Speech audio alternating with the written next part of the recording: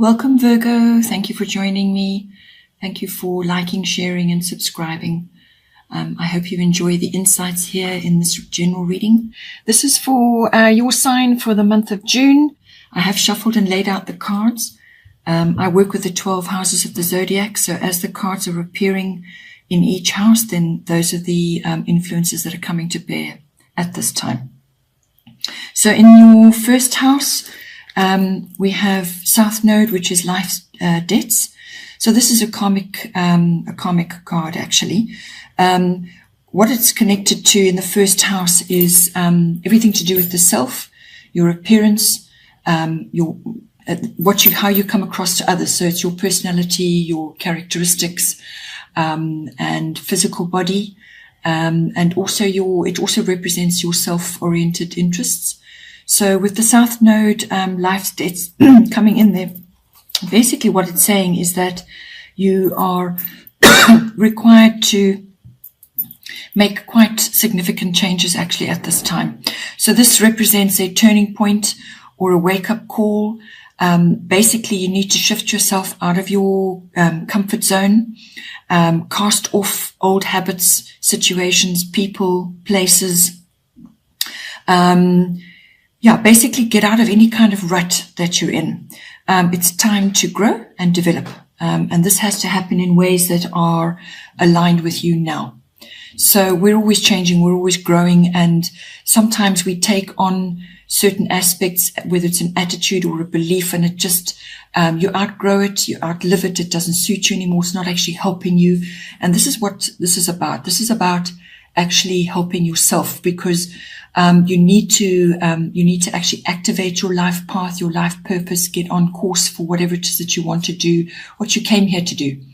And if you're stuck in a rut, or you're stuck in perceptions which don't actually serve you, then it's going to make you really, really uncomfortable, and you just won't grow, So it's about casting off, as I said, habits, situations, people, and places.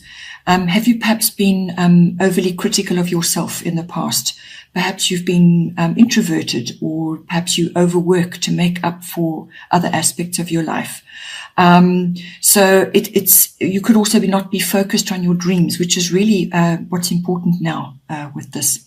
So what it's asking you to do is to actually align yourself with your highest vision of yourself,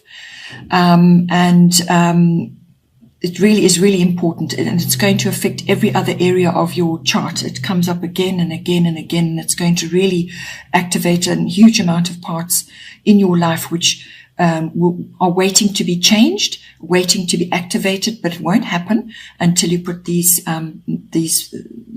sort of aspects in place. So it's a lot of self-examination. What can I change? What just isn't working for me anymore? What are you tired of?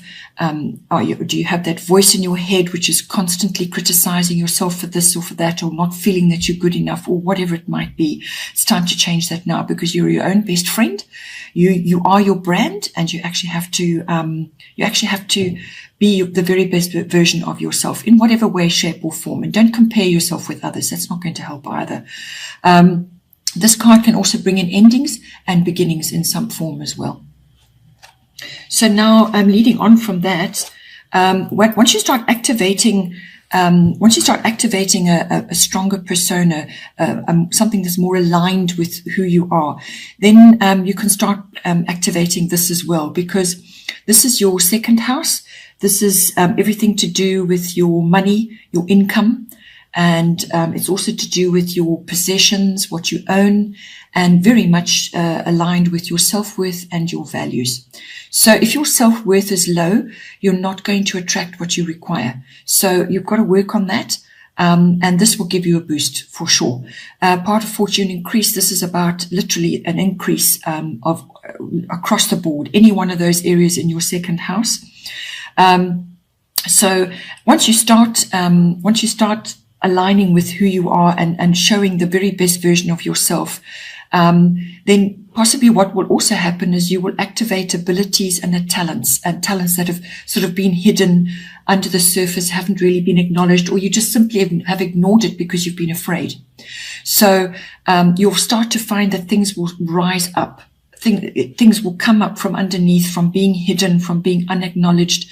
They will get stirred into action, and then they will start to rise up. And from those, activating those abilities, those talents, or whatever you want to call it, that will then attract all kinds of things to you. It will attract income. It will attract money. It will attract a better version of what you're projecting to others. It will improve your self-worth and your values.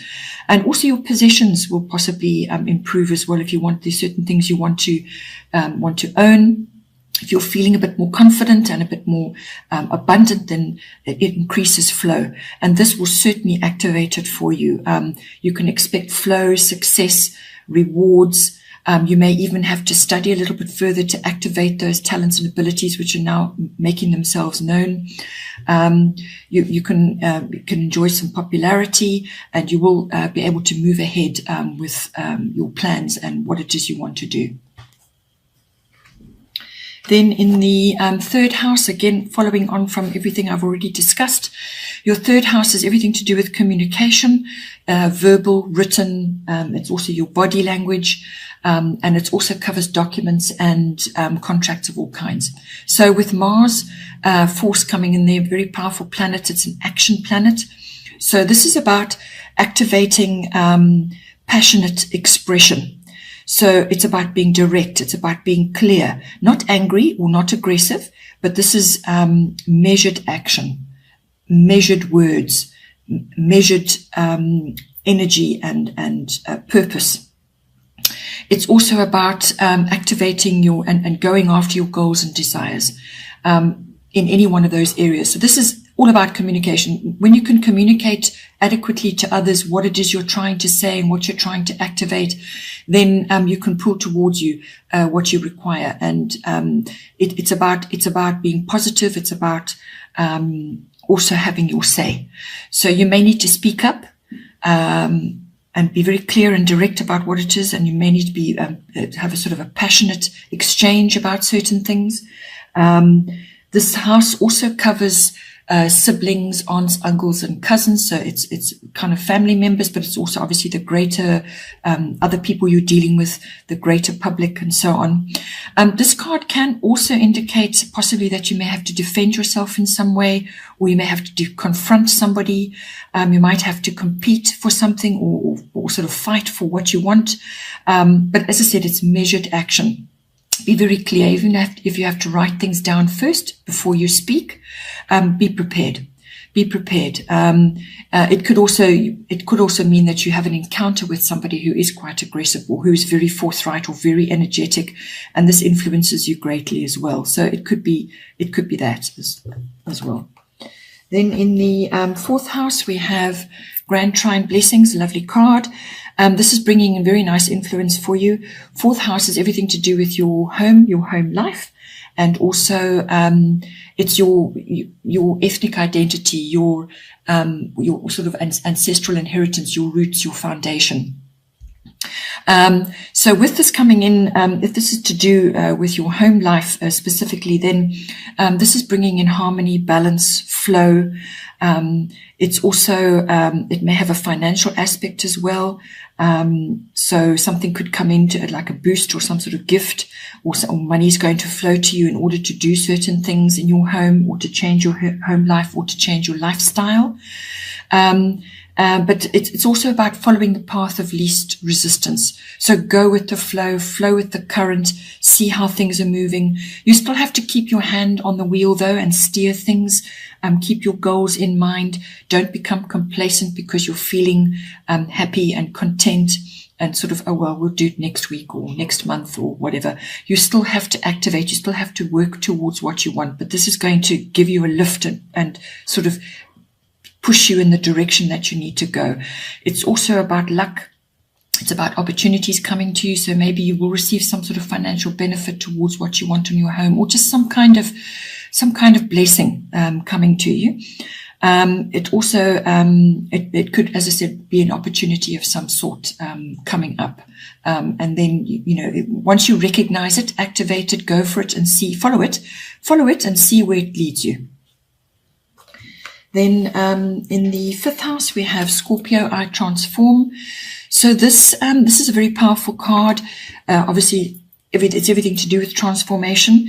So there are two sides to this. The 5th house really is everything to do with children. So children, your own children or children that you're involved with. It's also the house of creativity. So this is all aspects of creativity. It could be your creativity that you're seeing in your children, or your relationship with them, or your own particular brand of creativity as well. Sorry for the interruption. Okay, so this is also, the 5th house is also about creativity in all forms.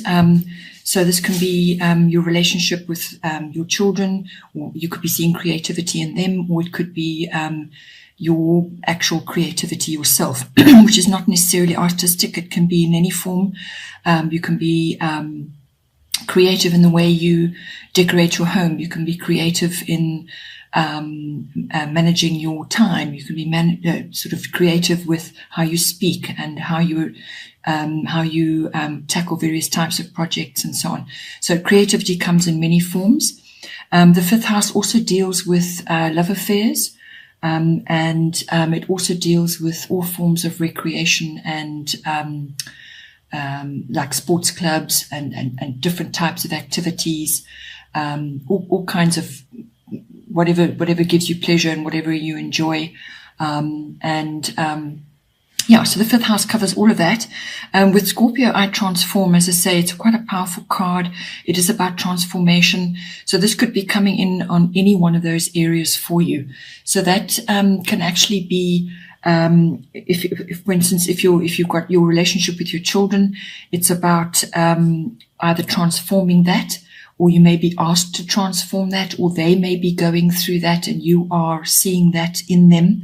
Perhaps they've got various types of projects on the go, or they're completing their schooling, or whatever is going on. You're going to be, you're going to be experiencing some sort of transformation yourself, or you're going to see it in your children. What it does, this brings on a sort of a deep self-analysis. So you may be going through that, or you're seeing it in your children. It's also about transformation of relationships and the desires that each of you have in your relationships. And I'm talking specifically with children or with your love partner. It's also about bringing in the ability to take a situation and turn it around so that it works for everybody. But it's a very intense card. It's a very powerful card. There's a lot that goes into it. And it's also about gaining wisdom, because it's deep understanding. It's deep analysis, of various issues. It's deep analysis of a situation as well. And really getting down to the nitty gritty and understanding deeper motivations of things. So, it could also be, as I said, in connection with a love affair or a new love partner that's coming in. And it will be very passionate because it's Scorpio, which is ruled by Pluto. So very passionate, very sexual encounter. Or it could just be your deep desires when it comes to sports, that you're involved in, or the recreation, facilities that you sort of are enjoying, or whether it's a hobby or some kind of interest, but it's something that you're pursuing with deep passion. But you may also be seeing machinations in going on amongst other people that you're moving in, groups that or people that you're encountering during the course of your children's day, or yourself. Or it could even be through your love partner, or it could even be, as I say, through some creative pursuit. Also, something with this is it's about examining your control issues, or you may and your programming, what programming you have had in your life up until now. Where can you transform that to make it of a much better, higher version of yourself? Or how can you help your children to transform that? Because they do, in this current schooling systems, in a lot of ways, they do go through a lot of programming. So it's about you're seeing this in some way, shape or form. It could be how you're relating to your children, or you're seeing it in them. But it's about examining your own control issues and also theirs, but it's also about the programming. You may see this in various your relationships or with other people that you're involved with in any one of those areas of your life. It's also about avoiding any kind of maneuvering or manipulation, because that comes in very strongly with this. That is a shadow aspect of Scorpio. It could also be that something that was hidden or was not seen before, wasn't noticed, is now coming out. It will come up from underground. It's been buried, or something has been sort of just not seen. It's now going to come up because Scorpio is ruled by Pluto, and Pluto rules the underground, and whatever is hidden will come to light. So it could be some deeper, as I said, deeper motivations or deeper machinations that are going on, and you're seeing this now. It could also be jealousy. It could be, it could also just be even some sort of secret or something that, as I said, some undisclosed detail. And this could come up in your love affair. It could come up with your children. It could come up in sort of some recreational activity. Maybe you're doing that with others and you're seeing this in them. Or it could be your own deeper drives that are now coming out. As I said, this fifth house also rules sports as well. So it's also a very charismatic sign. So you could be getting involved with somebody who has got all these scorpionic qualities. So very passionate, very charismatic, very deep. They don't give a lot of details away. They can be quite secretive as well. Also quite wise. It depends what type of Scorpio you're dealing with, or scorpionic influence. This card can also bring a blessing in disguise. So do you understand what I'm saying? It's something that's disguised or hidden. Suddenly you see it for what it is really, and it turns out to be a blessing.